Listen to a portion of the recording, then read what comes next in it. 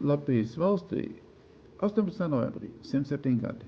Un tādēļ 107 izcils Latvijas personības mums stāstīs, kas viņiem ir Latvijas valsts.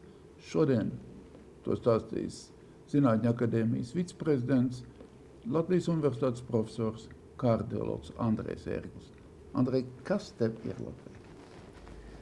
Jā, tas ir ļoti grūts jautājums. Man uzreiz tāds mazs, un tas tāda lieklība, man tiešām tāds mazs stirps pārņem, ja tu tā man prasa, tāpēc, ka skaidrs, ka Latvija man ir ļoti daudz, vai arī gandrīz tā kā viss, ko es arī tā saprotu ar savu dzīvi.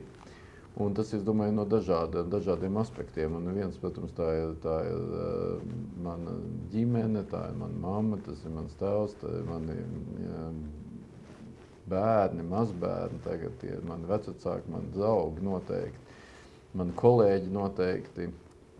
Bet tikai es sāku tos visus savu kopā, tad tā ir tā vieta, tā zeme, kur ir grūti kādreiz saprast, kur ir interesanti, kā tu saki, ka mēs nevajadzētu runāt par kvadrātkilometriem, par kilometriem, un tomēr tā ir tā kaut kādā veidā mums kaut kur tās robežas mēs velkam, vai tās ir virtuāls, bet pašreizējās apstākļos tās ir arī fiziskas robežas, un mēs tagad runājam, kā tu saki, tajā 107 gadu jubilejā, un mums ir jādomā par to, lai mēs runātu 207, 307, 407 gadu jubilejā un tā tālāk. Un, lai tas tā būtu, mums arī šīs virtuālās robežas ir jāpadara par fiziskām, jo, diemžēl, tas ārējais apdraudējums un īstenībā iekšējais apdraudējums dažkārt, kas ir mūsu pašu varbūt bieži vien arī radīts, ir pietiekami liels. Tā ir tā mana Latvija, un tā Latvija, protams, arī darbs. Un kas tad ir tas mans darbs? Tā ir iznācis, ka mans darbs, un tomēr ir jebkurā gadījumā varbūt ārstēt vienu individuālu cilvēku. Tā, kad tu esi jauns ārsts, tu priecājies par katru to operāciju, ko tu izdari, tu atgriez vienam cilvēkam varbūt to veselību vai ko. Tad varbūt ir kaut ko zaudē īpaši, tad, ja tas ar ķirurģiju vairāk saistīts ir, bet vēlāk tu sāc saprast, ka tu jau neatgriez tikai tam vienam cilvēkam, tad tu sāc saprast, ka tu atgriez viņa bērniem, viņa mazbērniem, kādu prieku, vai ne, tu atgriez viņa draugiem, un tad, kad tie sāk krāties kopā, tad tu saproti, ka tas viens, ko tu dari to vienam cilvēkam, beig galā, tas multiplicējās, un tu padari to, ka tas katrs mūsu katra darbs pēc būtības multiplicējās uz šo visu, uz mūsu tautu.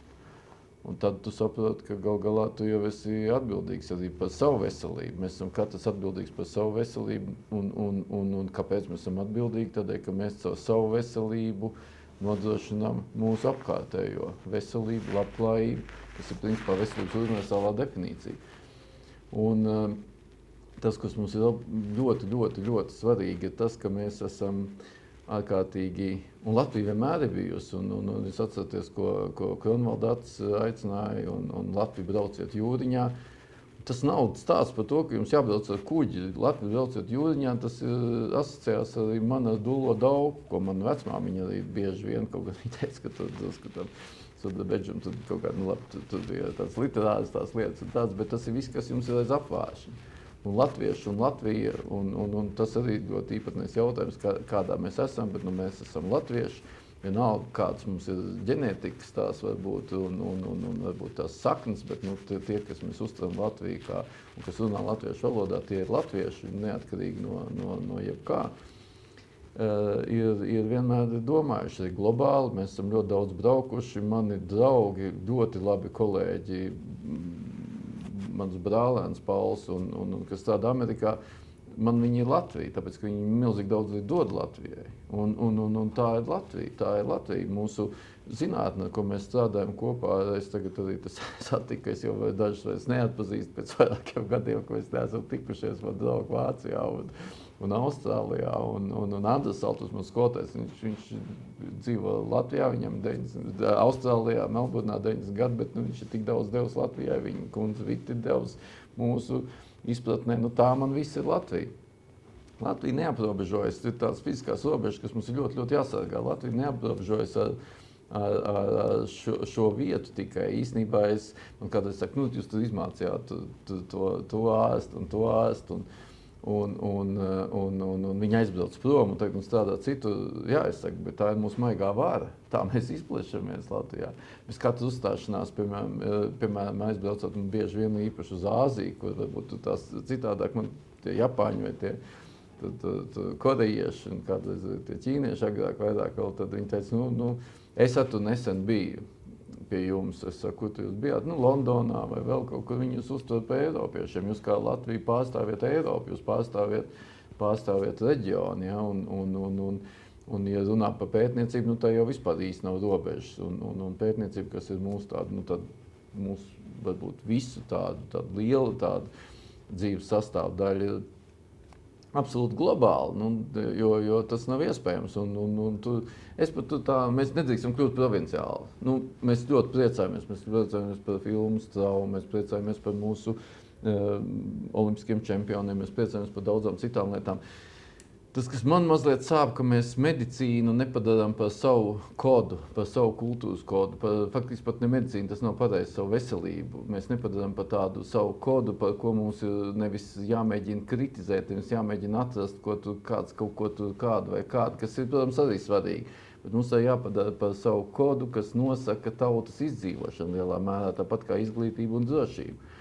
Un tā ir mana Latvija, un tas ir tas, ko mums vajadzētu strādāt. Man ļoti, ļoti gribētos, lai mūsu arī Latvijas likteņu lēmēji kļūtu arvien izglītotāk, lai viņi līdzīgi kā ārsti, juristi, inženieri un daudz citi mācītos katru dienu kaut ko klāt vēl.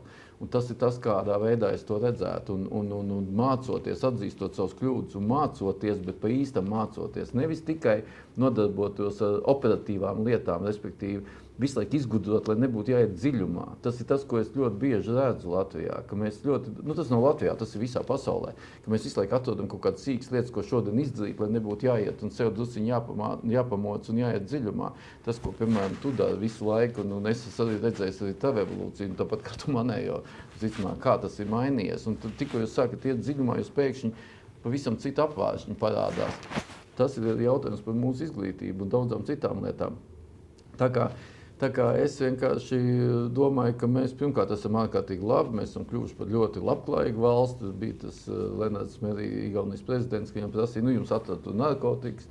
Viņš teica, mēs esam tāpat kā jebkura normāla parasta Eiropas valsts, mums ir tas, mums ir šis, mums ir tāds lietas un tāds. Tas ir absolūti normāli, no tā nevajag taisīt visādas tādas kaut kādas ārprātas, bet mums ir jāsaprot un mums ir, kā Saint-Exupéry teica, jāprot atšķirt svarīgais no mazsvarīgā, un tā ir mana Latvija, un tā ir tā, ko es domāju, ko mums ir jādzīvo un jāsapņo. Paldies tev par stāstījumu. Paldies.